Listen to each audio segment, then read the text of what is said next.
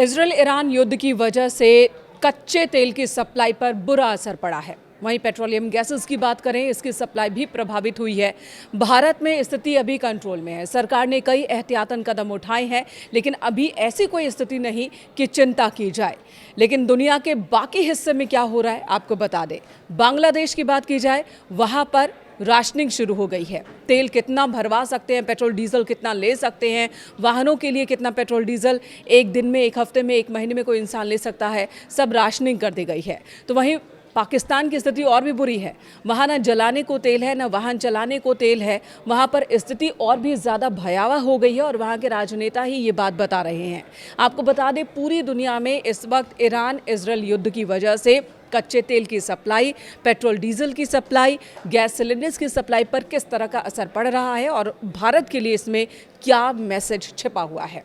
Israel Iran युद्ध की वजह से स्ट्रेट ऑफ हॉर्मुज़ प्रभावित हुआ है। पहले दिन से ही ये प्रभाव देखने को मिल रहा है। ये वो जगह है जहाँ से तेल का एक बड़ा हिस्सा गुजरता है। दुनिया भर में जो तेल सप्लाई होती है, यहीं से शिप्स गुजरती हैं और इसी वजह से चूँकि इस पर इस वक्त ईरान का कब्जा है, ईरान ने उसे बाधित कर दिया है, वहाँ से सप्लाई नहीं हो पा रही है, सप्लाई चेन प्रभावित हुई है, जिसकी वजह से क्रूड ऑयल की कीमत इस वक्त $100 प्रति बैरल से भी ज़्यादा हो चुकी है। एशियाई देशों की बात करें तो एशियाई देशों की अर्थव्यवस्था आयात पर निर्भर है और इस पर दबाव बढ़ गया है। बांग्लादेश में जो इस्तेमाल करते हैं वो तेल, उसका 95% से ज़्यादा हिस्सा वो आयात करते हैं। और इस वक्त की जो स्थिति है, चूँकि लोगों को ये डर है कि कहीं युद्ध लंबा खिंचा तो क्या होगा, गैस लाइन की सप्लाई बाधित हो जाएगी, गैस सिलेंडर्स नहीं मिल पाएंगे, तेल पेट्रोल इनकी कीमतें बढ़ जाएंगी या फिर ये नहीं मिलेंगी, जिसकी वजह से पैनिक बाइंग बहुत ज़्यादा हो रही है, जमाखोरी, कालाबाजारी बहुत ज़्यादा बढ़ गई है। और यही वजह है कि शुक्रवार से ईंधन की दैनिक सीमा सीमित कर दी गई है। देश की राजधानी ढाका समेत सभी प्रमुख शहरों में पेट्रोल पंप्स पर लंबी कतार देखने को मिल रही है। लोग रात भर इंतजार कर रहे हैं अपनी बारी का पेट्रोल डीजल के लिए। और इसी बीच बीपीसी की ओर से निर्धारित कर दी गई है मात्रा वाहनों के लिए। क्या है ये निर्धारण, आपको बता देते हैं। बांग्लादेश पेट्रोलियम कॉरपोरेशन यानी कि बीपीसी ने वाहनों के लिए सीमित मात्रा निर्धारित कर दी है। जैसे कार के लिए 10 लीटर प्रतिदिन, यानी कि एक दिन में अगर कोई कार पेट्रोल भरवाने के लिए पहुंचती है पेट्रोल पंप पर, तो 10 लीटर से ज़्यादा पेट्रोल नहीं भरवा सकती। किसी कार में उपभोक्ता नहीं ले सकता है, चाहे कैपेसिटी कितनी भी हो। कुछ स्टेशन पर ईंधन खत्म होने से लोग गुस्से में हैं।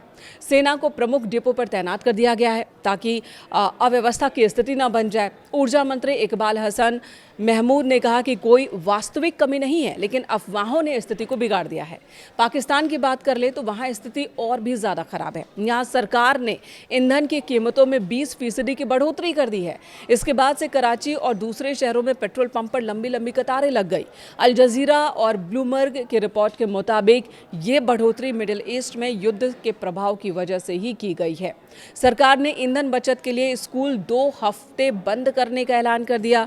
सरकारी वाहनों की संख्या 60% कम करने के आदेश दे दिए।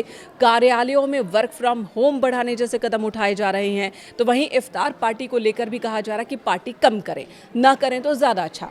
पाकिस्तान पेट्रोलियम मंत्री अली परवेज मलिक ने कहा कि 3 पेट्रोल कार्गो जल्द ही पहुंच रहे हैं, लेकिन होर्डिंग रोकने के लिए निगरानी बढ़ाई गई है। कई रिपोर्ट्स में पंप पर असंतोष की स्थिति भी देखी गई है।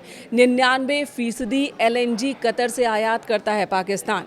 इसी कारण सप्लाई पर असर पड़ा है। दक्षिण कोरिया में तेल कीमतें तेजी से बढ़ी हैं। सियोल में गैसोलीन की औसत कीमत 1900 वॉन प्रति लीटर के ऊपर पहुंच गई। ये 4 साल में सबसे ऊंची दर है। सरकार ने लगभग 30 साल बाद पहली बार ईंधन पर सीमा लगाने की योजना बनाई है।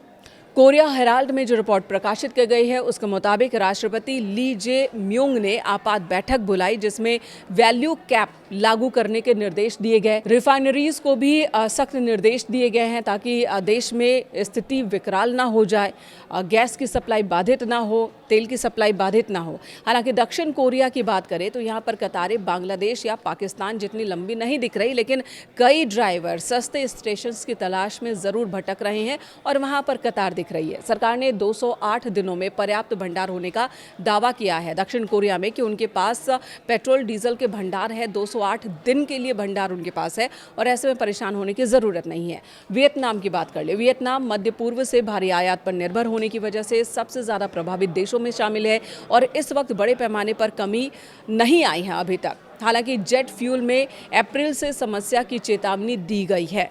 वहीं थाईलैंड की बात की जाए तो वहां पर पेट्रोल स्टेशन पर हाल के दिनों में लंबी कतारें दिखी। यहां मोटरिस्ट पैनिक बाइंग कर रहे हैं। कुछ आउटलेट्स पर सप्लाई कम हो गई है। प्रधानमंत्री अनुचिन ने लोगों से अपील की है कि फ्यूल स्टॉक न करें। डीजल की कीमत को 15 दिनों के लिए कैप किया गया है। देश ने क्रूड और पेट्रोलियम एक्सपोर्ट सस्पेंड कर दिए हैं ताकि घरेलू रिजर्व सुरक्षित रहे और घरेलू ग्राहकों को, उपभोक्ताओं को दिक्कत ना हो, देश के लोगों को दिक्कत ना हो। सार्वजनिक कर्मचारियों को घर से काम करने और एनर्जी सेविंग मोड पर चले जाने को कहा गया है कि कम से कम एनर्जी का इस्तेमाल करें। भारत में इस वक्त अगर भारत की स्थिति की बात कर ली जाए तो तेल सप्लाई इजरायल ईरान युद्ध के कारण प्रभावित हुई है थोड़ी बहुत, लेकिन देश में पेट्रोल डीजल और दूसरे ईंधन की कोई गंभीर समस्या नहीं है, कमी नहीं है। सरकार बार बार कह रही कि हमारे पास पर्याप्त भंडार है और उसके बाद भी कहां से पेट्रोल डीजल आएगा, इसे लेकर बातचीत हो चुकी है, रणनीति बन चुकी है और आगे कभी कोई कमी नहीं होगी। पेट्रोल पंपों पर लंबी कतारें देखने को नहीं मिल रही हैं। पेट्रोलियम मंत्रालय के अनुसार भारत के पास कच्चे तेल का भंडारण है। अभी लगभग 25 दिनों का भंडारण है। पेट्रोल और डीजल का स्टॉक भी 25 दिनों का है, जिससे कुल मिलाकर 50 दिनों की पर्याप्त सुनिश्चित स्थिति है। यहाँ पर कोई कमी नहीं होगी, सरकार बार बार ये कह रही है। तो ये है इस वक्त स्थिति पेट्रोल डीजल को लेकर पूरे विश्व की।